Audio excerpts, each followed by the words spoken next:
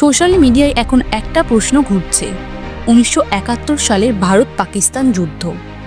ইন্দিরা গান্ধীর ভূমিকা কি আসলেই ছিল ইতিহাসের গুরুত্বপূর্ণ? কেন আজও এই যুদ্ধ নিয়ে আলোচনা চলছে? আসুন জানুন। 1971 সালে যখন পাকিস্তান বাংলাদেশের নির্যাতন চালাচ্ছিল, তখন ভারত সিদ্ধান্ত নেয় বাংলাদেশের স্বাধীনতার জন্য যুদ্ধ করার। আর এর নেতৃত্ব দেন ইন্দিরা গান্ধী, যিনি তখন ভারতের প্রধানমন্ত্রী ছিলেন।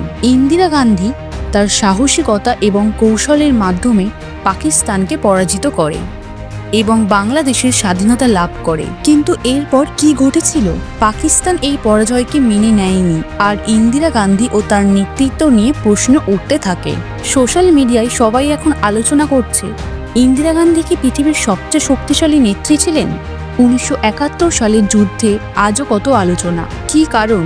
আজও এই যুদ্ধের পরিণতি নিয়ে বিতর্ক চলছে, আর ভারত পাকিস্তান সম্পর্ক নিয়ে নতুন নতুন প্রশ্ন উঠছে। আপনার কি মনে হয়, ইন্দিরা গান্ধী কি ইতিহাসের সবচেয়ে বড় নেতা ছিলেন? কমেন্টে জানাবেন, আর ভিডিওটা শেয়ার করতে ভুলবেন না।